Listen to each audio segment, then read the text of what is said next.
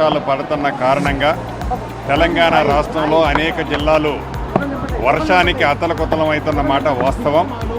వర్షాలు ఎప్పుడైతే అత్యధికంగా మొదలయ్యాయో ప్రధానమంత్రి గారు మోదీ గారు, హోంశాఖ మంత్రి అమిత్ షా గారు, గౌరవ ముఖ్యమంత్రి రేవంత్ రెడ్డి గారికి ఫోన్ చేసి కేంద్ర ప్రభుత్వం మీకు అండగా ఉంది, తప్పకుండా ప్రజలను ఆదుకునే దాంట్లో ఎక్కడా ఒక్క అడుగు కూడా వెనక్కి వేయొద్దు అని స్వయంగా వారిద్దరు ఫోన్ చేసి చెప్పినందుకు రాష్ట్ర ప్రజల పక్షాన డిజాస్టర్ మేనేజ్మెంట్ మంత్రిగా మనస్ఫూర్తిగా కేంద్ర ప్రభుత్వానికి అభినందనలు, కృతజ్ఞతలు తెలియజేస్తున్నా. అదే రకంగా ఈ విపత్తుని పరిశీలించడానికి దేశ వ్యవసాయ శాఖ మంత్రివర్యులు, అదే రకంగా హోం ఉప మంత్రివర్యులు, అదే రకంగా బొగ్గు గనుల శాఖ మంత్రివర్యులు కిషన్ రెడ్డి గారు, ఎంపీలు ఈటెల రాజేందర్ గారు, విశ్వేశ్వరరెడ్డి గారు, మిగతా ఎమ్మెల్యేలు అందరూ వచ్చి ప్రత్యక్షంగా ఈ ప్రాంతంలో జరిగిన నష్టాన్ని ఎమ్మటే అంటే ఇన్సిడెంట్ జరగడంతోనే వచ్చి చూసినందుకు మనస్ఫూర్తిగా ఈ ప్రాంత ప్రజల పక్షాన అభినందనలు, కృతజ్ఞతలు తెలియజేస్తున్నాను. ఈ రాష్ట్ర ప్రభుత్వానికి ఏ రకమైన బేసిజాలు లేవు.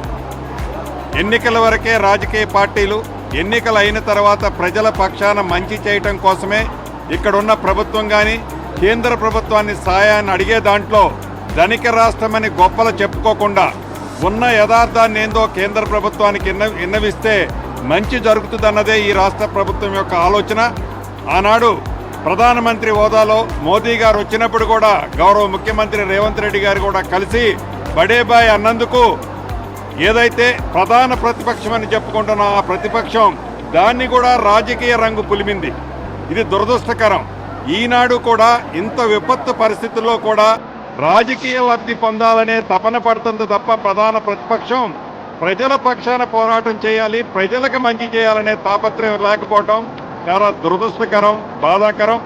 ప్రాథమిక అంచనాల ప్రకారం రాష్ట్రంలో సుమారు 5,438 కోట్ల నష్టం జరిగినట్టు గౌరవ ముఖ్యమంత్రి గారు వివిధ శాఖల ద్వారా సేకరించిన వివరాలని కేంద్ర ప్రభుత్వానికి ఇప్పుడే పంపించడం జరిగింది.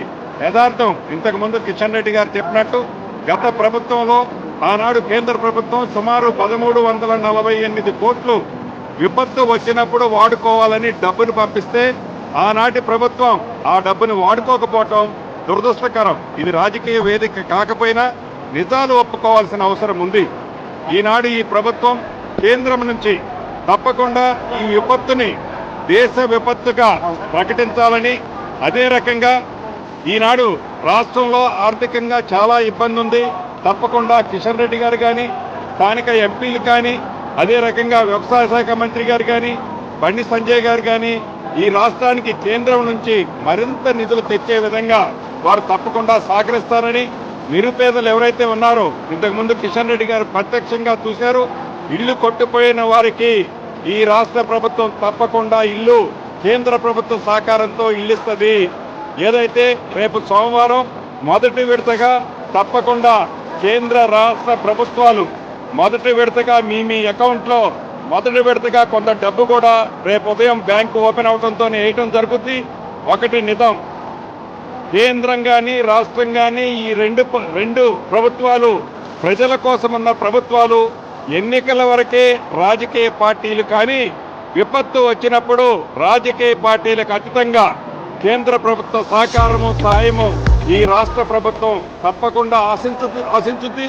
దానికి పూర్తిగా సహకరించే విధంగా కేంద్ర మంత్రివర్యులు కానీ కేంద్రంలో ఉన్న ఎంపీలు కానీ తప్పకుండా ఈ రాష్ట్రానికి సపోర్ట్ చేయాలని ఇప్పటికే చేస్తున్నారు. మనస్ఫూర్తిగా వారిని అభినందనలు, కృతజ్ఞతలు తెలుపుతూ సెలవు తీసుకుంటున్నారు.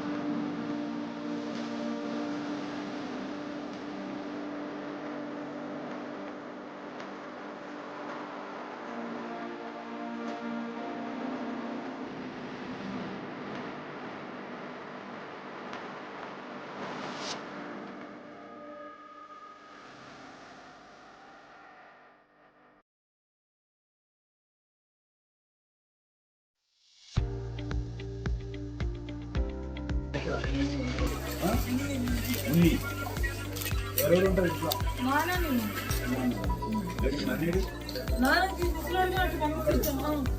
ఎంతమంది పిల్లలు?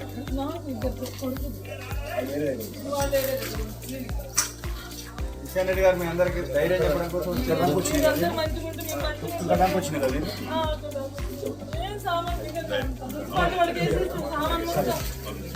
అన్ని ఏర్పాటు చేస్తారు. ఏడవకండి ఏడవకండి ధైర్యం వచ్చినాయి కూడా మంచిగా ఉండాలి. రేపు మొత్తం మీ ఖాతాకి జమ అవుతుంది, అకౌంట్లోకి వస్తాయి. మళ్ళీ ఏం రేపు వచ్చేస్తాం సార్. మళ్ళీ మీరే రావాలి, మళ్ళీ జన్మలో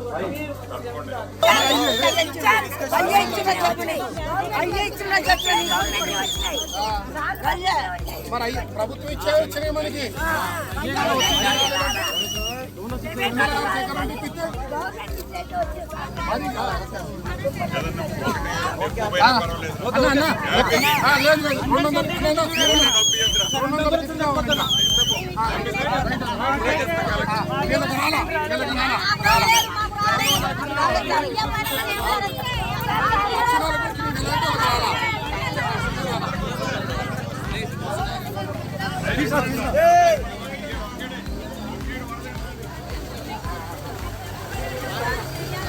సార్ వస్తాను.